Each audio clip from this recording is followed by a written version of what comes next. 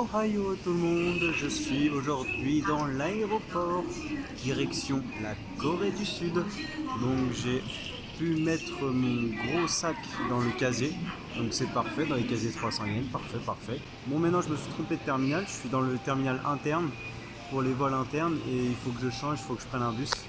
Donc encore des galères, ça commence. Et c'est parti pour l'enregistrement. Ok, c'est bon, j'ai enfin passé la douane. Donc c'était rapide, hein, ça m'a duré en tout 20 minutes avec l'enregistrement et la douane. Donc ce qui est bien, et du coup, ce que j'ai fait, donc pour les conseils de Marvin, mon pote, et j'ai annulé mon visa Working Holiday. Malheureusement, ils m'ont fait un trou sur ma carte Resident Card. Donc j'ai un peu le seum, elle est stylée, mais au moins je peux la garder, c'est bien. Comme ça, quand je reviens, je viendrai en visa touriste. Et en fait, quand tu es visa touriste, tu peux acheter en enlevant les taxes au Japon.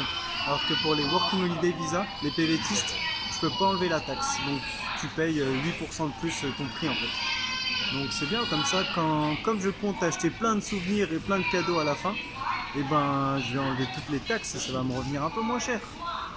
Donc parfait. Et donc là il reste encore 1 heure d'avion et c'est parti pour la Corée. Et le voilà, mon bateau.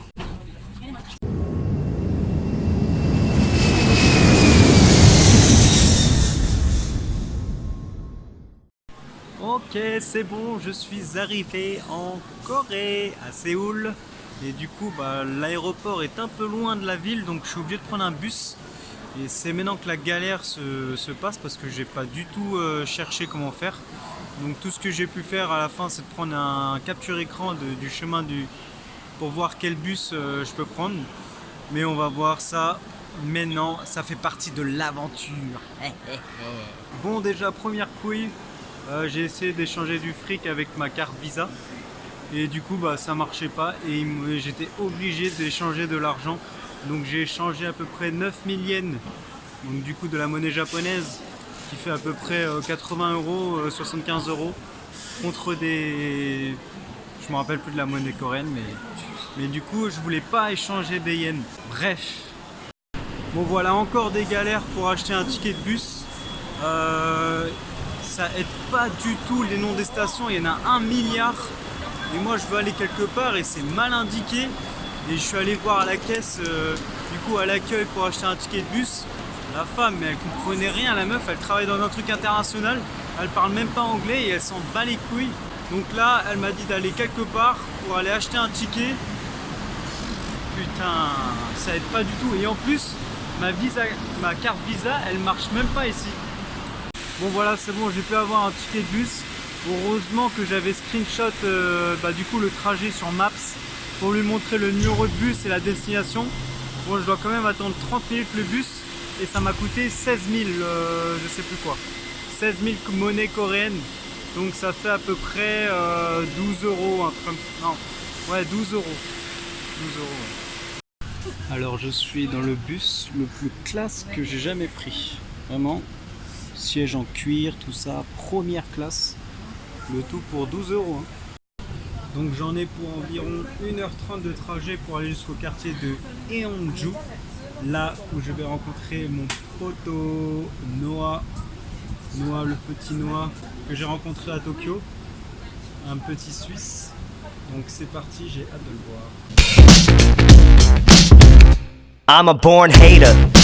Taliban Picasso 난 Velasquez Millet El fucking Greco 내 Echo VJ의 감성 shit 다 보급 변blow 내 아류 문화생 shit 내 원래 성격은 이렇게 나와.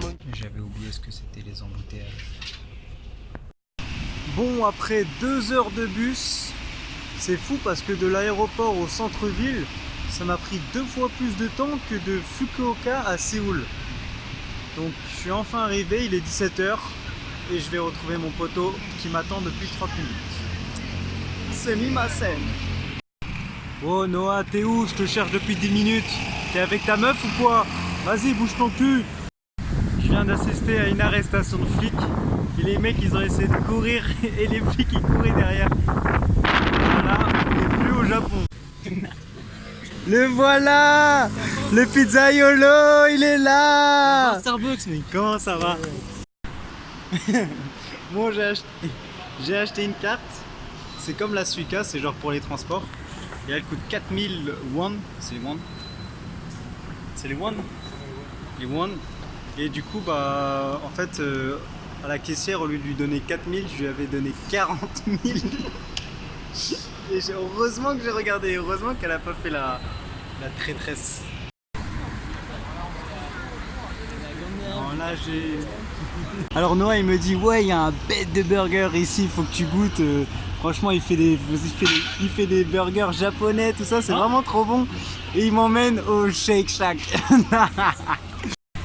Par contre les prix, le Shake Burger au Japon c'est à peu près 10 €. Et là c'est à peine 4 à 5 €. Divisé par 2 le prix. Shiban? C'est vraiment le Ça veut dire quoi? Ça veut dire putain, mais. Bah putain ça Non, mais c'est vraiment un truc qu'il faut pas dire, quoi. C'est ouais. comme si tu disais des insultes en D'accord. japonais. Et voilà à quoi ressemble un peu ma guest house. Donc c'est le bordel et c'est ce que je kiffe le plus. Ça me rappelle Berlin. Il y a vraiment des tags partout.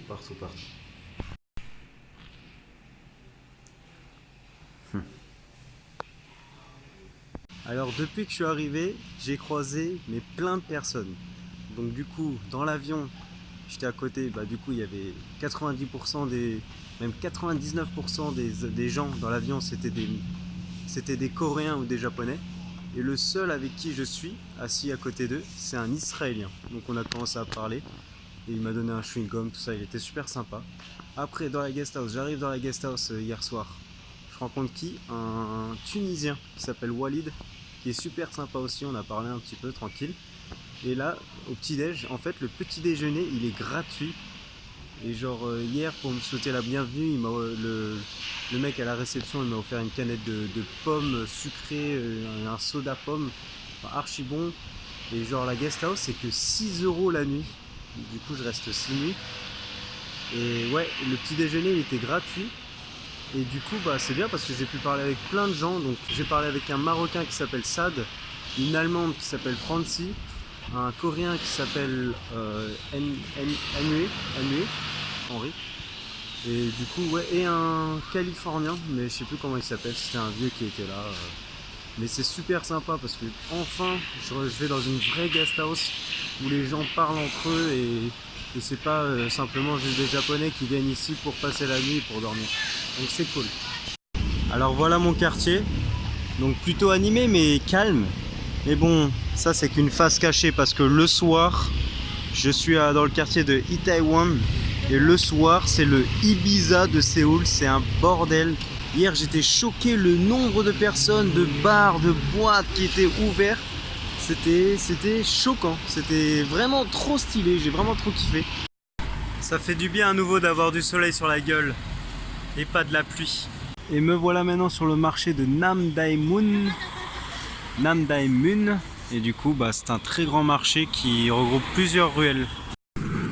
Et voilà, ça c'est les stocks des magasins, stocks de vêtements dans la ruelle.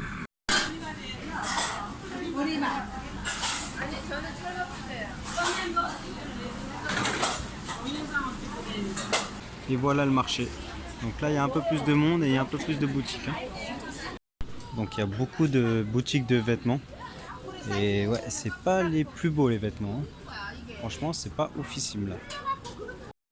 Bon, le marché était intéressant. Il était bon à connaître. Mais après, les boutiques en soi, elles étaient pas ouf.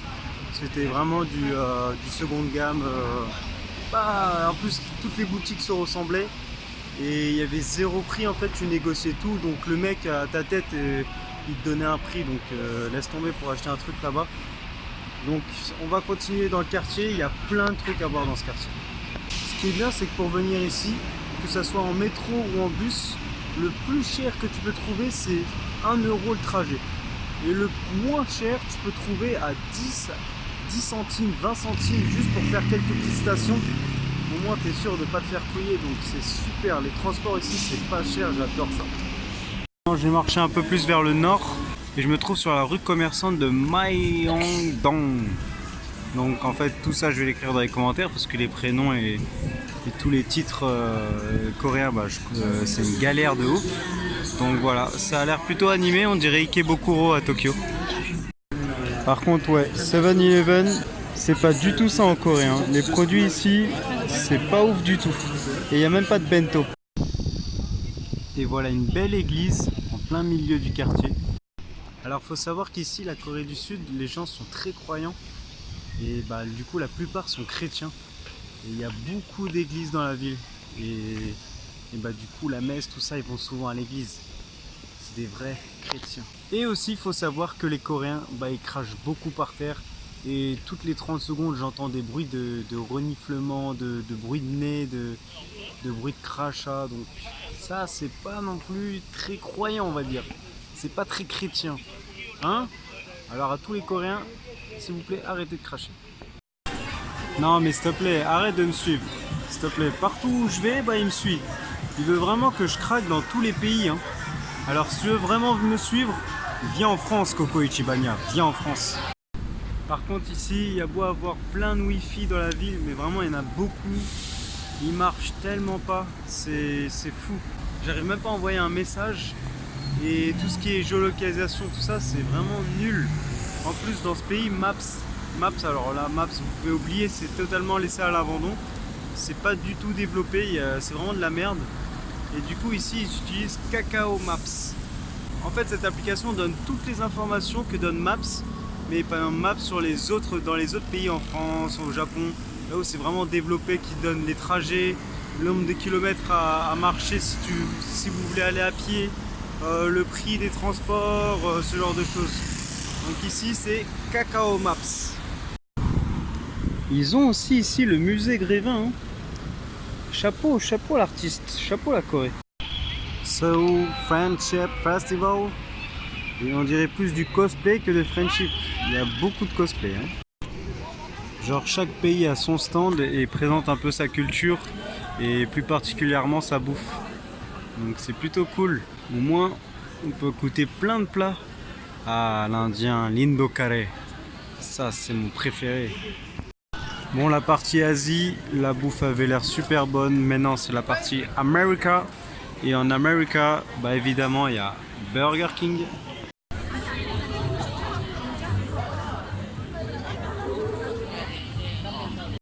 Passons maintenant à l'Europe. Ah regardez ce que représente la France. La France, c'est la pâtisserie, les baguettes, le pain et il y a les bretzels. Je pense pas que les bretzels c'est français. Hein. Du pain de campagne, des pains au chocolat, des croissants. Oh là là, j'ai envie de craquer là.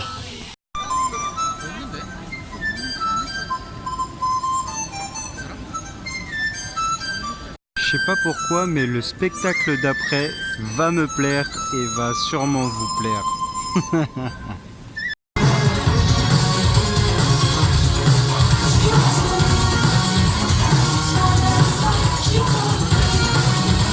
Si les filles, encore, dansez encore, oui.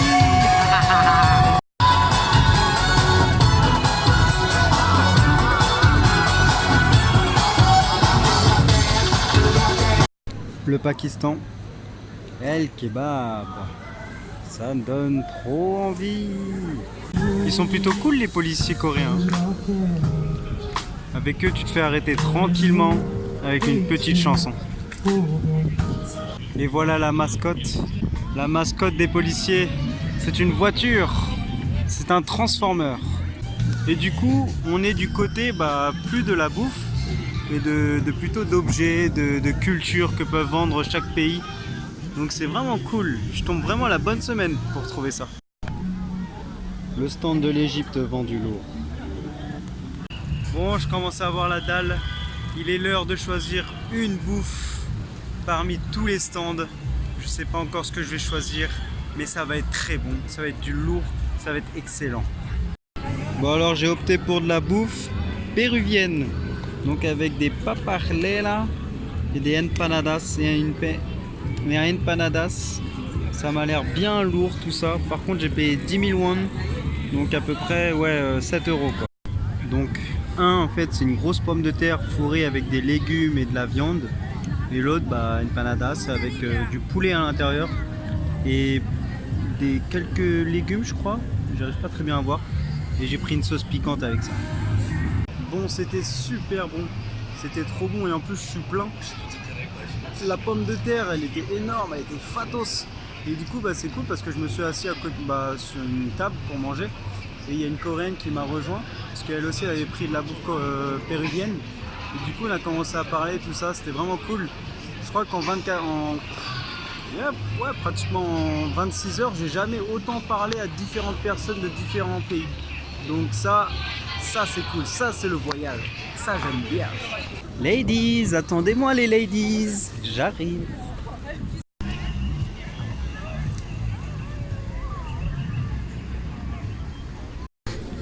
Changement d'ambiance. 저번 주 국보는 저녁 7시부터 8시까지 조국의 조론 안보에 관련돼서 플래시 집회를 했습니다. 그 과정에서 조국은 법무부 장관에서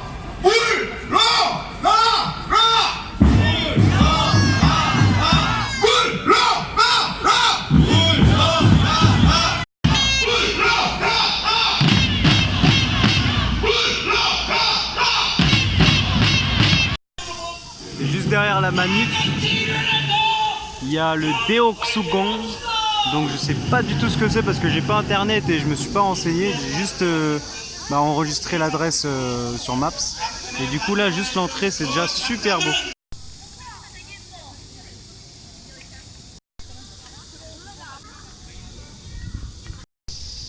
Donc très belle découverte. Ça m'a beaucoup plu. Il y a eu beaucoup d'espèces de temples avec beaucoup de design, beaucoup de couleurs. Et le parc il est plutôt beau. Et il y en a pour 1000 won. Donc pour à peu près 80 centimes. Donc c'est bien ça.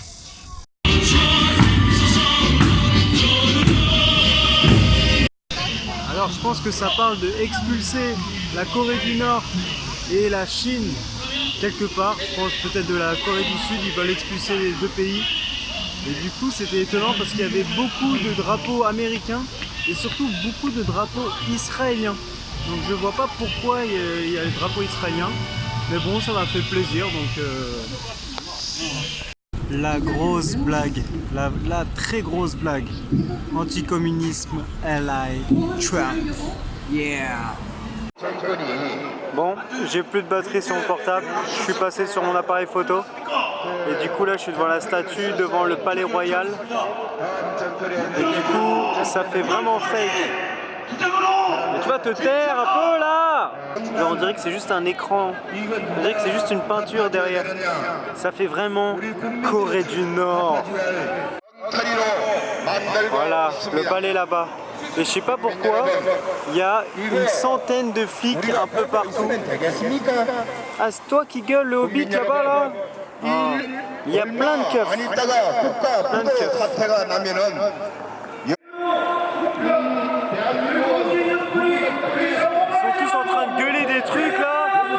Ça donne mal au crâne. Mal au crâne. Les gens ils sont tous assis. Et voilà, juste à l'entrée du palais, il y a plein de petites de petites figurines comme ça, peut-être la mascotte, et avec tous les sports possibles. Je sais pas c'est quoi. Il y a écrit Séoul 2019, mais je sais pas à quel événement ça fait honneur. Ça doit pas être les Jeux Olympiques parce que les Jeux Olympiques c'est... Ah peut-être les Jeux Olympiques, je sais pas. Oh les mains, peau de lapin, les chasseurs en maillot de bain. Bon, voilà l'intérieur d'un palais. Mais bon, c'est pas le palais royal, je crois que je dis de la merde parce que il y a plusieurs palais dans le nord de Séoul. Et du coup il y a un vrai palais royal et je crois qu'il se trouve plus à l'est. Et je crois que je vais le faire plus tard. Peut-être dans une autre journée, je verrai. Mais en tout cas c'est très beau, il y a beaucoup d'espace. Et du coup voilà l'intérieur du palais. Donc bon c'est à peu près la même chose, donc je vais pas payer une entrée pour revoir en clone ce qu'il y a à l'entrée. Et du coup ouais, c'est derrière cette petite... Et du coup ouais, c'est derrière cette grande porte. Et du coup il y a plein de couleurs. Le vert il est trop beau. Vraiment trop stylé. Et du coup ce qui est stylé c'est qu'on voit aussi beaucoup de touristes aujourd'hui.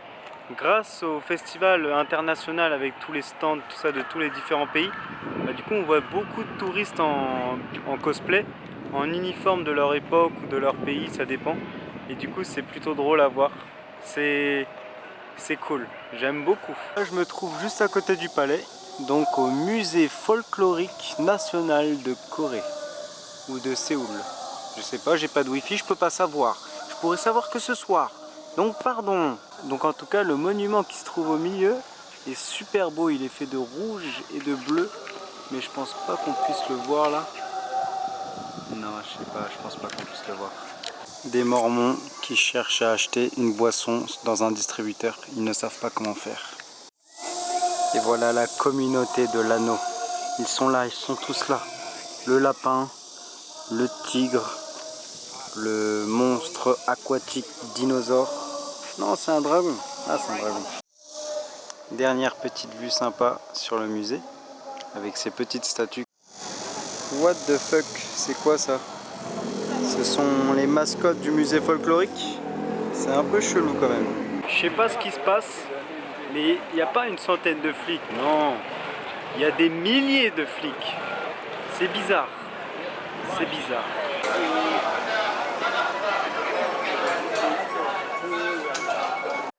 C'est drôle, dans une boutique, ils ont dessiné tous les personnages de One Piece, mais en tant qu'Avengers. Vraiment stylé. Et voilà la suite de la visite, le palais impérial. À ce qui paraît, il est super beau. Et voilà, je suis rentré dans le palais de Changliangkong. Et du coup, la place m'a coûté 3000 won, on va dire 2,40 €, un truc comme ça, donc ça va. Franchement, les prix ici, c'est pas du tout comme le Japon. Et surtout, ce qui fait du bien, c'est qu'il n'y a pas la taxe qui se rajoute après avoir vu le prix. Du coup, eh ben, c'est des chiffres fixes et du coup ronds. Et on n'a pas beaucoup de monnaie, on a des billets, donc c'est mieux. Donc le Japon, rajoutez directement la taxe, faites pas.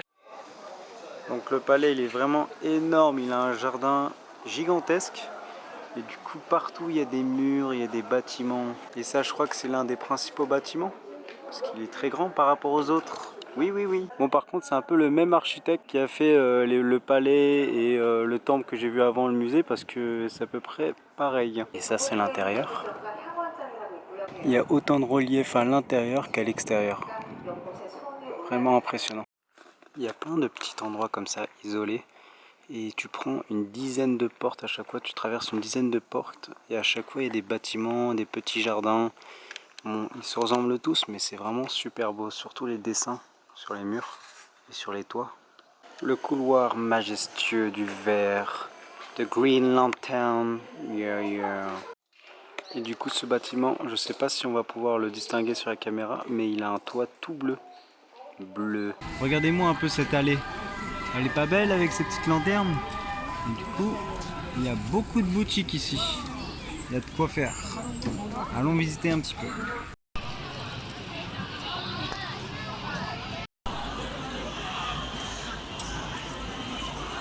Banana. Donc voilà, c'est tout pour cette première partie à Séoul. Donc la deuxième partie va venir très vite. J'espère que vous l'avez aimé cette première partie, avoir un peu visité avec moi Séoul. Franchement, c'est une très grande ville et il y a vraiment beaucoup de choses à voir. Et les gens sont un peu plus ouverts par rapport au Japon, je trouve. Et du coup, ouais, franchement, très belle ville. Et je vous dis à la prochaine vidéo. Odaijin.